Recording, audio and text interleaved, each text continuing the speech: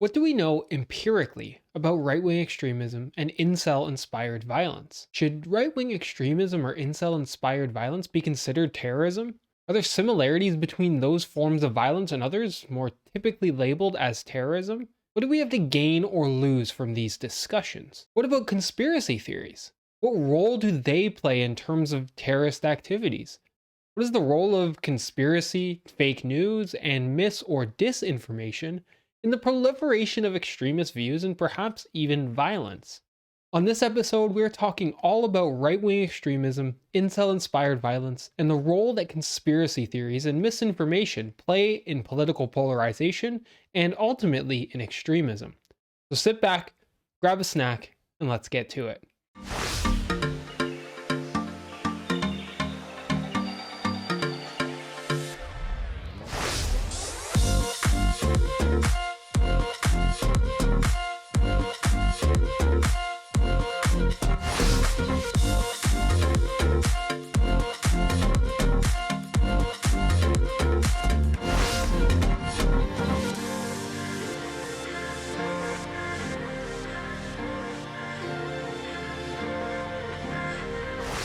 My name is Dr. Derek Silva, and I am a criminologist studying discourses related to terrorism and practices associated with counterterrorism. On this episode, we're talking all about right wing extremism, so called incel inspired violence, and mis and disinformation's influence on political polarization that can play, and as we have seen, has played a role in political violence. In 2009, the US Department of Homeland Security released an assessment of right wing extremism aptly entitled Right Wing Extremism Current Economic and Political Climate Fueling Resurgence in Radicalization and Recruitment. This seemed to signal that DHS, or the Department of Homeland Security, was taking the threat posed by right wing extremism seriously. But within a few months, due to the conservative backlash it received by those who resist the idea that right wing activism presents any threat at all, it had been purged from virtually every intelligence and law enforcement database. The Canadian experience within the field has been similar to the US. Up until quite recently, the Canadian intelligence community and terrorism scholars in Canada have largely denied the presence of any threat from the so-called right. Indeed, the fact that terrorism associated with right wing extremism is largely absent from the public agenda in Canada is particularly evident from even a cursory review of the Integrated Terrorism Assessment Centre or Public Safety Canada websites, which continue to focus predominantly on so called Islamic fundamentalist terrorism. As suggested by Barbara Perry and Ryan Scrivens, inspired by Donald Trump's shocking US presidential election victory in 2016, Canadian media have, for the first time in recent memory, now discovered that right wing extremism is also a Canadian phenomenon. Indeed, while a number of articles and books signal a turn towards recognizing the contemporary threat posed by right wing extremism in Canada, the presence of hate groups inspired by white nationalism, xenophobia, Islamophobia, and an array of other exclusionary views of the world is not simply a new phenomenon spawned by the hateful rhetoric coming out from the United States. Rather, there is a lengthy and often neglected history of white supremacy in Canada, just as there is elsewhere. But what do we mean when we say right-wing extremism? There is absolutely no shortage of efforts to define what is meant by right-wing extremism. A number of scholars have attempted to define the concept in a nuanced and all-encompassing manner, and have admittedly struggled in those attempts. Adamczyk, Gruenwald, Schermack, and Reilich, for one, define it as, quote, individuals or groups that subscribe to the aspects of the following ideals. They are fiercely nationalistic, as opposed to universal or international in orientation. They're anti-global, suspicious of centralized federal authority, and reverent of individual liberty, especially when it comes to gun rights and taxes. And they believe in conspiracy theories that involve a grave threat to national sovereignty and or personal liberty. They believe that one's personal or national way of life is under attack and is either already lost or the threat is imminent. And sometimes such beliefs are amorphous and vague, but for some the threat is from a specific ethnic, racial, or religious group.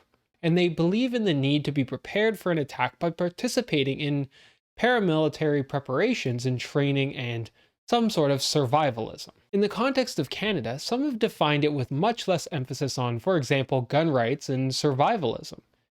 For Jameen, the core tenets of right-wing extremism are 1. The valorizing of inequality and hierarchy, especially along racial and ethnic lines. 2. Ethnic nationalism linked to a monoracial community. And 3. They believe in radical means to achieve aims and defend this imagined community.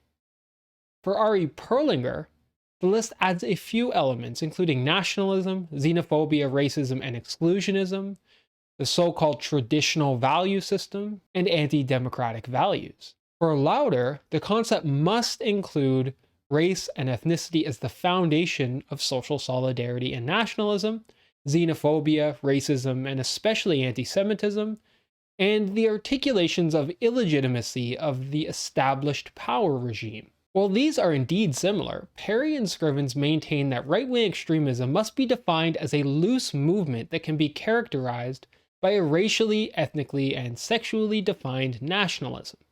Indeed, this nationalism is often, but not always, framed in terms of white power, and is also often, but not always, grounded in xenophobic and exclusionary understandings of the perceived threats posed by outgroups. These outgroups include non-white groups, immigrants, homosexuals, or transgender folks, feminists, and the so-called cultural Marxist class. In this way, Perry and Scrivens view right-wing extremism less in terms of its ideological motivations and more as a movement or a collection of like-minded folks who come together to espouse a wide range of positions. It is more of an analytic term rather than an ideological one. The term incel is a portmanteau of involuntarily celibate and used to characterize members of online subcultures that define themselves as unable to find romantic or sexual partners, despite desiring one, because their potential partners choose other mates. Terrorism scholars have recently broadened their view of terrorism to include incels who commit violence and incel communities in their analyses, following a number of high-profile attacks, including the 2014 Isla Vista shootings by Elliot Rodger, killings by Elliot Rodger, and the now infamous Toronto van attack in 2008 perpetrated by Alec Minassian. As the story goes, these mostly young men tend to believe that women who get labeled roasties, femoids, and Stacies flock to other men, known as Chads, who are not them for a number of reasons. This fact, as they experience it, enrages them, and they feel that, at least in some ways, they are owed sexual relations by those same women. And the blaming of women for incels' sexless lives as a central feature of the incel community is perhaps the most problematic aspect of it. For them, it justifies a number of patronizing, harmful, and even violent responses to women who are supposedly withholding sexual relations from them. In other words, it has been reported by incel community members as a driver of quote-unquote rage that in some ways, quote-unquote, completely takes over them. The incel community, which some experts suggest has tens of thousands of adherents, endorses an incredibly misogynistic and sexist ideology that they call the black pill. They tend to coalesce in online forum communities on the internet, including 4chan, 8chan, Reddit, and the now defunct incels.me. The core belief amounts to a fundamental rejection of women's sexual emancipation, labeling women as shallow and cruel who will only choose the most attractive men, or the Chads, if given the choice. They feel that they are owed sex, and that women or Stacies withhold it from them specifically because they are more interested in the Chads of the world. Scholars in this field have labeled the violence perpetrated by incels as misogynist terrorism. Taken to its logical extreme, the black pill and incel beliefs can lead to violence. The mass media has focused on the risk of more mass killings like Toronto and others before it, such as the attack in Isla Vista perpetrated by Elliot Rodger. And that is indeed a serious concern for counterterrorism scholars. But the focus on incels as potential killers risks missing a more subtle and insidious threat. The threat that they will commit acts of everyday violence ranging from the propagation of misogynist ideas, sexual harassment, or even violent assault. For the perpetrators, their violent attacks are justified because they feel that they have been unjustly harmed by a social system, and that they most often want to make a statement that people will be harmed because women keep choosing the chads. We saw these types of theatrical proclamations made by Elliot Rodger, who self recorded a video series or manifesto for why he ultimately killed 6 and injured 14 in a 2014 rampage in Isla Vista, California. In the years since, Rodger became something of a cult hero amongst incel communities on the internet, and the Toronto van attacker, Alec Minassian, has stated that he was influenced by Rodger as a motivation for his own violent misogynist violence. And indeed, we must not approach incels as merely an isolated subculture that is disconnected from the rest of the world. In many ways, incels are an ominous reflection of a set of social values about women that is common, if not dominant, in broader Western society. Incels reflect the structural conditions that not only endorse and accept violent misogyny, but also at times reward it. The intersection between misogyny and social media is indeed reshaping our politics and culture in a way that we may barely understand or just be understanding now. We thus need empirical research in this area to gain a more deep and nuanced understanding of the intersections between traditional misogyny, violent masculinity, and new information technologies that continue to shape and reshape our social system. For sociologists who are well versed to analyze the role that gender identities, and gender roles play in society, this is a natural place to turn our scholarly attention to understand the role that hegemonic masculinity plays in extremely violent attacks. One example of this shift is the article reviewed for this topic written by Stephanie Bale, Louis Brace, and Travis Cohn. The authors combine qualitative and quantitative content analysis to map out and analyze the incel worldview and ideology shared by members of misogynist online communities linked to acts of political violence, including the attacks of Minassian and Rodger. What they did was collect posts from the online forum incels.me, which was the most popular replacement for the Reddit incel community after it was banned from Reddit. They did this to understand the ideologies propagated in the online space. As the authors suggest, the incels.me forum constitutes a quantitatively and qualitatively important location in the broader quote-unquote manosphere that can be characterized as an unabashedly masculinist online space that constitutes a veritable industry of resources for the supposed defense of men available at the click of a mouse. They thus selected this community as a clear reflection of the violent misogynist ideologies that foster violent attacks like the ones committed in California and Toronto. The authors found that uprisings and revolts are frequently evoked in reference to other attacks, and violent events such as the one in Toronto elicit hope that they might trigger a chain reaction leading to society's recognition of either the alleged excesses of feminism, with a supposed return to the golden age of monogamy and patriarchy, or the incel predicament itself, with policies designed to force women to fulfill all men's alleged sexual entitlement. I know, incredibly problematic. In other words, single attacks are used as symbolic markers for social recognition of the supposed plight of incels that might ultimately lead to changes in the social structure that benefit them. For these folks, they ultimately would like to see a change in social structure to benefit and privilege them. They view themselves as superior to women and to chads alike, and long for the day when their superiority will be recognized by others. But importantly, because of the nihilistic nature of the black pill ideology and the insistence that incels are a natural category in the social world, many members actually reject the idea that the situation might possibly improve, even through violence, and thus just continue with their misogynist ideologies. As outlined by the authors, the worldview as expressed in online spaces like incels.me is an extremist one in terms of its logics of categorization and explanation. As such, while the incel online community is part of a broader misogynist movement that already regularly defends crimes against women, it nonetheless occupies a very specific, extreme position in this ideological landscape. Its nihilistic black pill component might make its members more likely to self-harm than to undertake violent actions to change their social environment.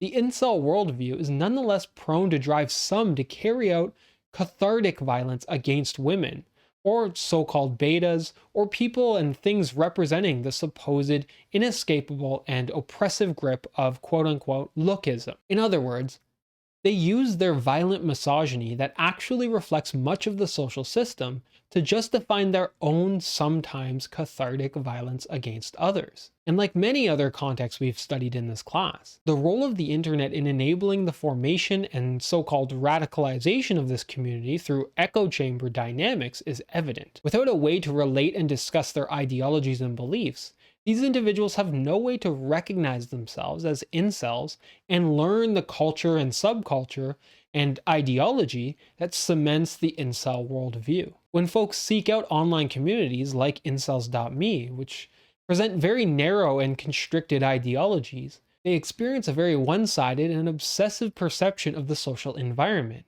which in many ways reinforces their worldview and provides an impetus for taking their grievances from the online to the offline space. Indeed, terrorism scholars have long documented the important role that online space plays in various forms of political violence, perhaps none more researched than in the context of right-wing extremism and, at least recently, the rise of incel-inspired violence. For example, Alec Manassian, the infamous Toronto van attacker who killed 10 people in a van rampage in downtown Toronto in 2018, noted his participation in a number of online incel communities. In interview transcripts released by the Toronto Police Service, Alec Manassian spoke at length about how the online space reinforced his violent misogynist ideology, and he even talked about how he spoke with Elliot Rodger, the now cult hero in those communities, before he committed his attack. Manassian talked about how the online communities were transformational for him and really motivated him to commit his atrocity. Indeed, the online space is particularly relevant for folks like Manassian, and even for other similar communities that feel alienated or harmed by a social structure that they feel has failed them.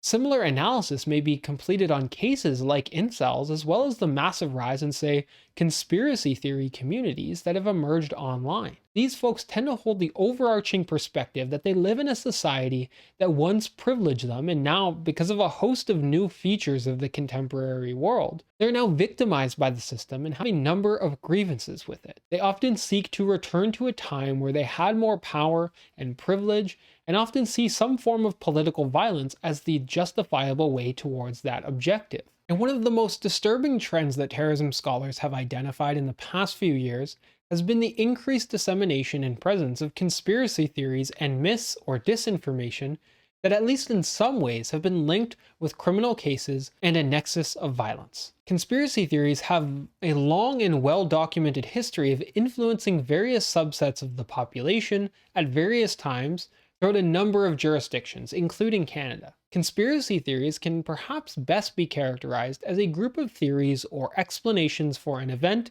situation, or issue that involves some sort of conspiracy or some sort of secret plan by insidious, powerful groups or authorities, often political in motivation, when other explanations are more likely, probable, or even objectively proven. Importantly, a conspiracy theory is not simply a conspiracy.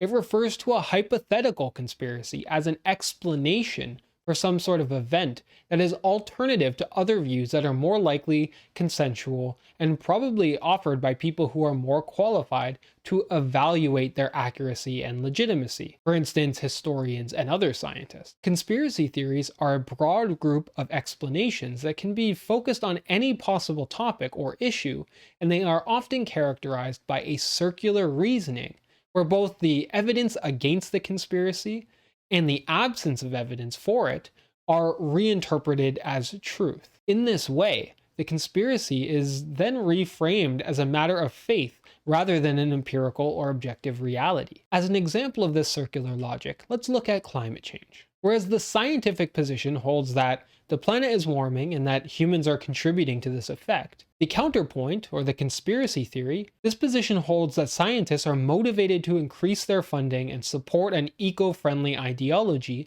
by making extreme and supposedly unwarranted predictions about the consequences of climate change. The circular logic here comes in when you realize that when the scientific position is confirmed, say through evidence collection, analysis, and dissemination in the scientific system, it is also simultaneously confirming the conspiracy theory position. Whenever findings are published that support scientific claims that the planet is indeed warming and that humans are indeed at least partly responsible, the fact that they have published those findings also supports the idea that scientists would receive the appropriate accolades for their research in the form of grant money, or high-profile research publication awards, etc., while stoking at least some fear about climate change's dire consequences. In the end, each theory is strengthened, both the scientific and the conspiracy theory. While the scientific theory could be falsified if we found that the planet is cooling or that humans are not responsible for global warming, that evidence would be seen by conspiracy theorists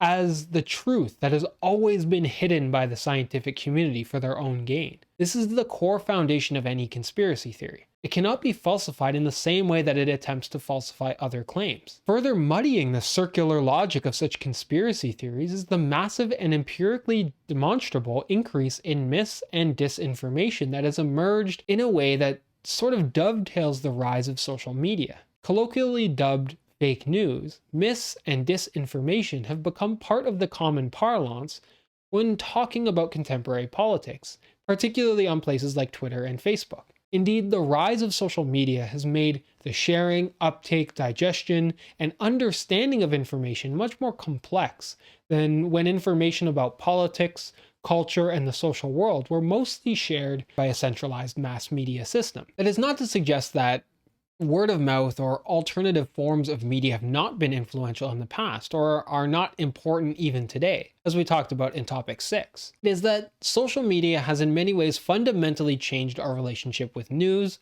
information sharing, and even science. These changes have made us more keenly aware of the types of information that we're sharing, how they are shared, and the consequences of sharing and disseminating information in an incredibly digital age. Terrorism scholars have indeed demonstrated that there exists at least a correlation, if not causal relationship, between some forms of information dissemination and uptake and political violence. For example, James Piazza analyzes data from more than 150 countries from 2000 to 2017 to demonstrate that the propagation of disinformation through social media does indeed drive certain forms of domestic terrorism. Using mediation tests, Piazza also demonstrates that the disinformation disseminated through social media increases domestic violence through the fostering of political polarization within society. Here, disinformation refers to the deliberately propagated false or misleading information. Misinformation, by contrast, refers to misleading information that has been shared or disseminated without intention or without knowing that it is misleading. Piazza uses the Pizzagate conspiracy and the case of Edgar Madison Welch to illustrate the connections between disinformation about Hillary Clinton's participation in a sex trafficking ring and his attempts to commit violence targeting Comet Ping Pong, which we'll talk about in just a moment. And one of the areas for future research that is absolutely ripe in this context is to trace out how disinformation manifests in cases like this, or other potentially more threatening cases like the rise of QAnon, a group implicated in the January 6th insurrection at the Capitol building in Washington, D.C. But what is the QAnon conspiracy? Well, it first emerged in October of 2017 on 4chan's politically incorrect page in a thread called Calm Before the Storm, when an anonymous user signing off as Q stated that Hillary Clinton would be arrested. The Q here being reference to Q clearance, a security clearance level in the United States Department of Energy. But as noted by Amarazignam and Argentino, QAnon actually finds its origin a year prior in the form of the Pizzagate conspiracy. This theory alleges that coded words and satanic symbols reported in John Podesta's emails and hacked during his tenure as chair of Clinton's 2016 US presidential campaign point to a secret child sex trafficking ring housed at a pizza restaurant in Washington, D.C. called Comet Ping Pong. Infamously, this conspiracy theory reached its climax in 2016 when Edgar Welch traveled from North Carolina to Comet Ping Pong in DC with a handgun and an assault rifle to quote-unquote self-investigate the conspiracy. QAnon as a figure thus originated early out of the Pizzagate conspiracy theory, which retains its central belief that a small cabal of powerful elites control the world, and use their power to secretly traffic and abuse children. Since then, there has been a steady trickle of supposed leaks and coded messages posted by Q, which are interpreted by a number of senior QAnon followers who supposedly offer an interpretive lens just like religious folks tend to interpret the Bible. And while there is absolutely no consensus of who Q is, who manages the account, or why folks believe unfactual claims over and over and over, the general perspective advanced by QAnon represents a militant and anti-establishment ideology rooted in apocalyptic desires to disrupt and ultimately destroy the existing and supposedly corrupt world order to usher in a promised age that is similar to traditional and nationalist history. Sounds pretty familiar, doesn't it? For folks around the world, perhaps no recent image is as iconic as the one of a shirtless man in a horned headdress, with his face painted red, white, and blue, roaming around the US Capitol during the January 6th insurrection. The man's name? Jacob Anthony Chansley, or his online persona, Jake Angeli, or his now infamous nickname, the QAnon Shaman, is a known QAnon proponent and renowned spreader of conspiracy theories that right-wing extremism scholars have known about for years. He was one of the leading figures in the insurrection attempt at the Capitol, where one state Capitol police officer was killed by the mob, one rioter killed by police, and 3 others died.